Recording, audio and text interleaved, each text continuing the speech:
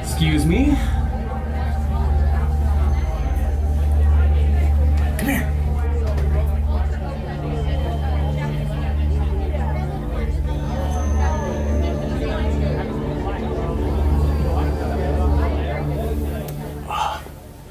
I think this is a nice quiet corner. Welcome to Spellcheck, the venerated series exploring magic systems in tabletop role-playing games.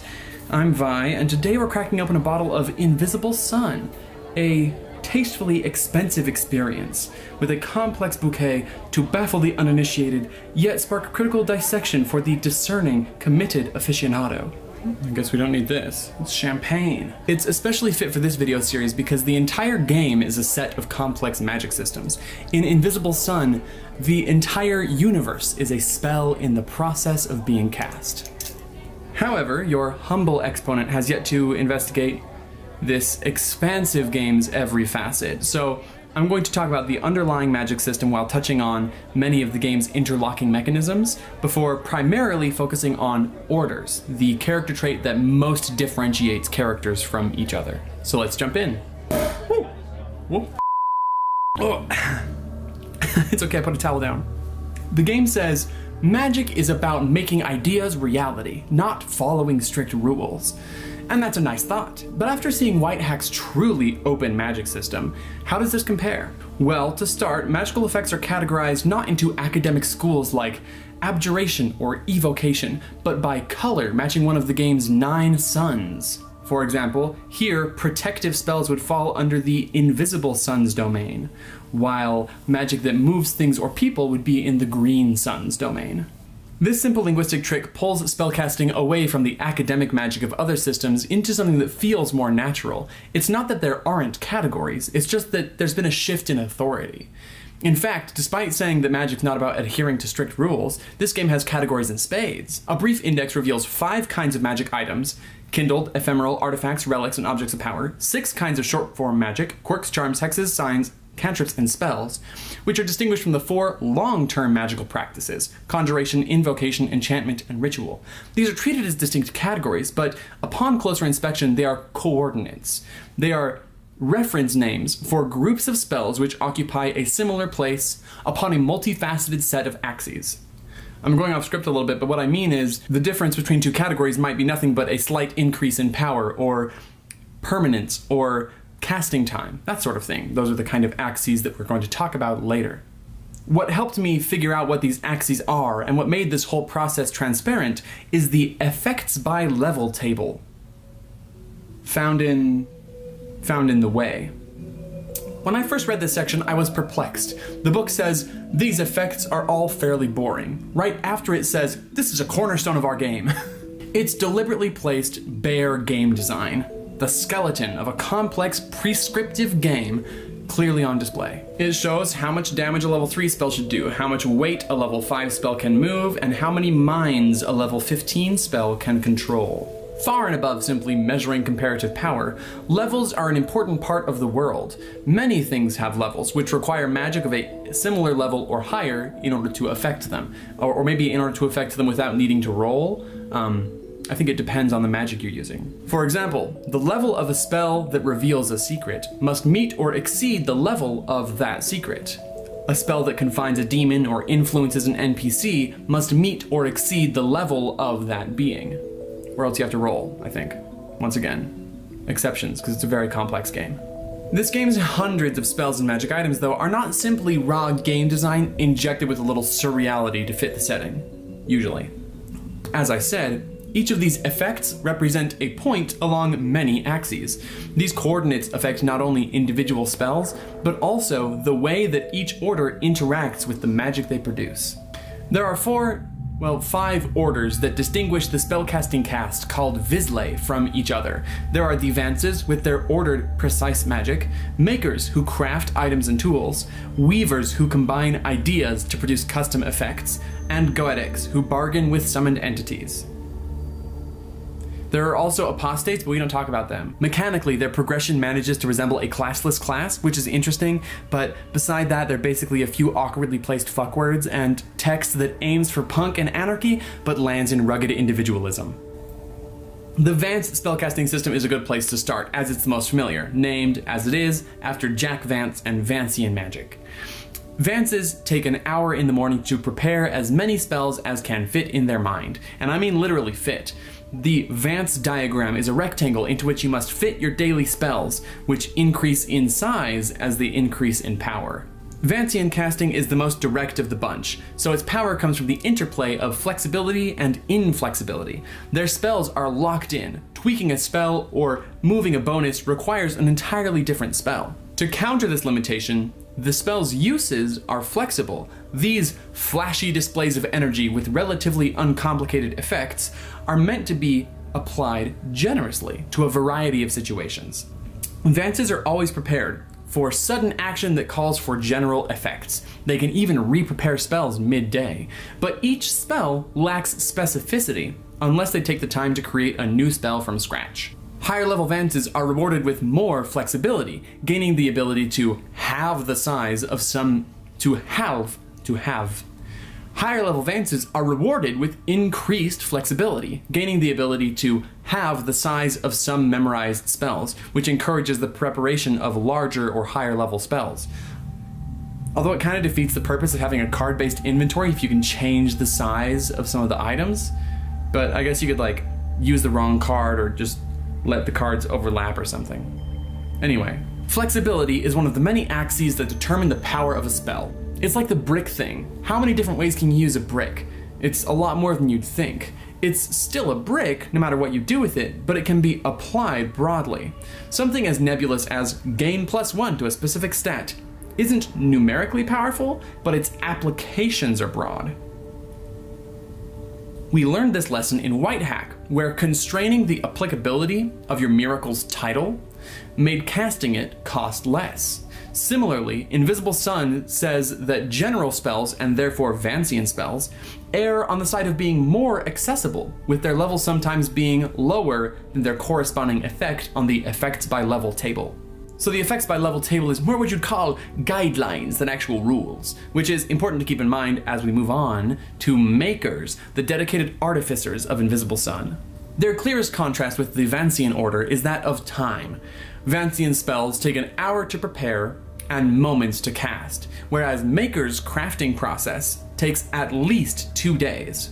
This longer timescale works because by default, characters are quite narratively independent. They're not pulled along on a string as a group toward an urgent plot.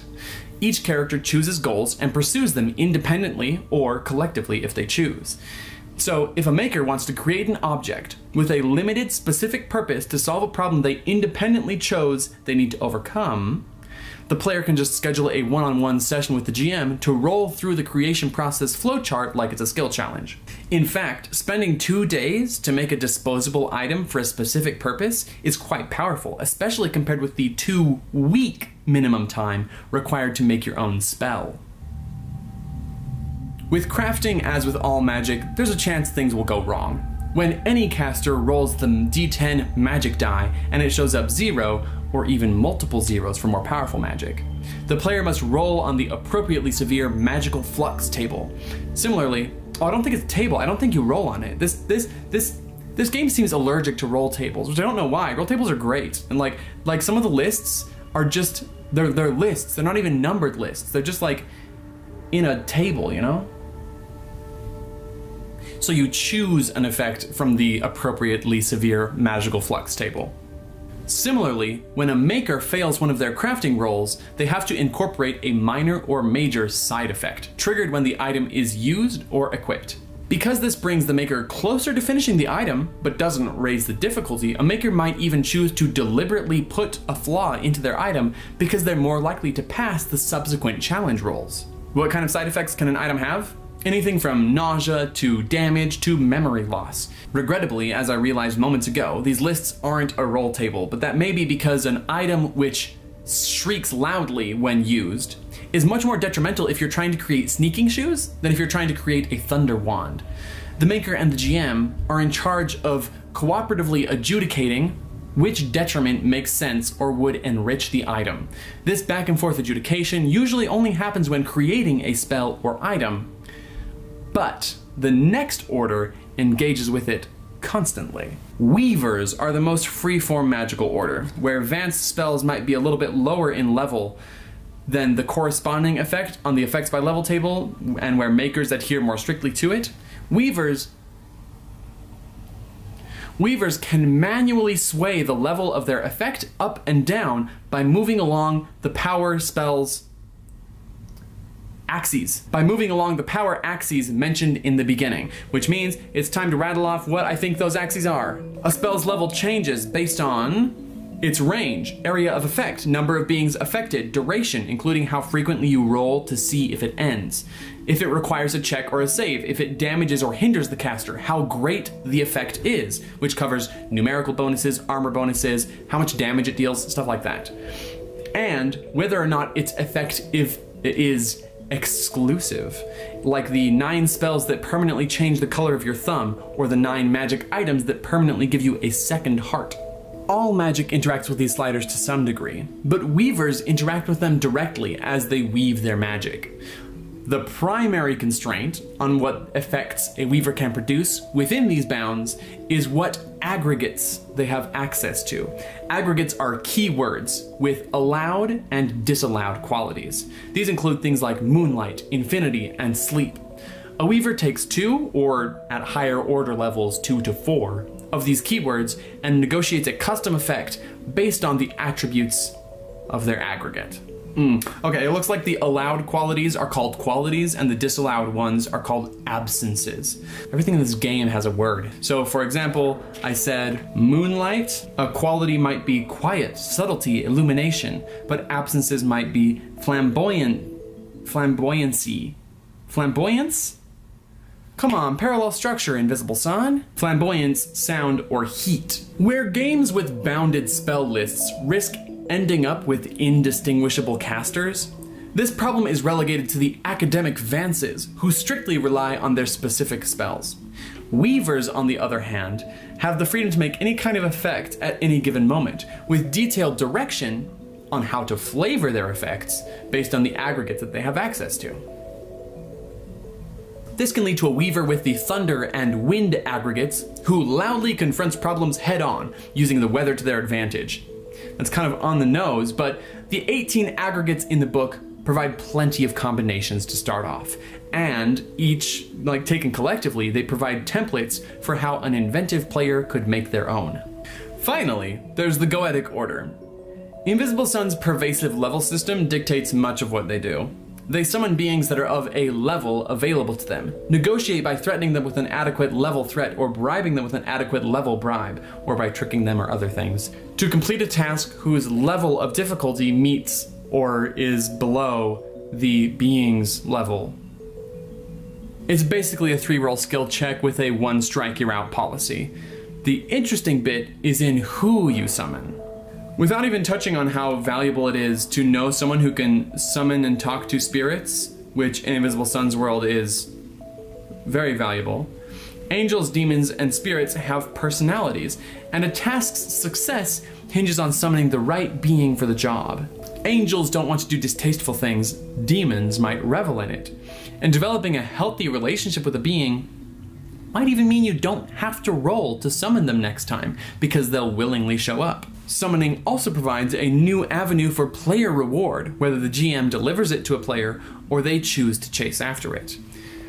Vances are rewarded with new spells, makers with caches of materials for new projects, weavers, I don't know what weavers want, but Goetics might seek out or be ecstatic to happen across a demon's name or pact.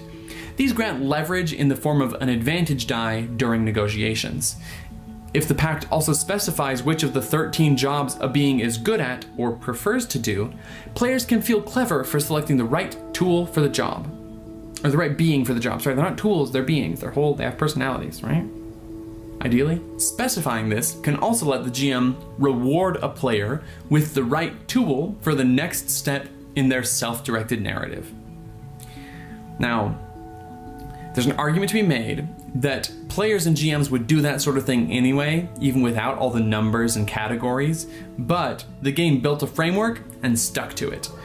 By laying bare the game design that applies to each order, we learn what Invisible Sun thinks about magic as a whole. Much of it is common sense. Free magic has low impact, costly magic has high risks and high rewards. But a close read shows all the ways that it balances its chosen limitations across 1,019 spells and items, which I definitely didn't read every single one of. That'd be silly. What a waste of time that would be. Oh my god. Oh god. To compare it to previous systems we've looked at, 5e gives very little direction for making new spells.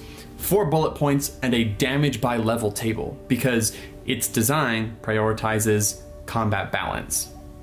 In contrast, Invisible Sun wanted narratively focused design. So in addition to damage by level, it gave levels to everything.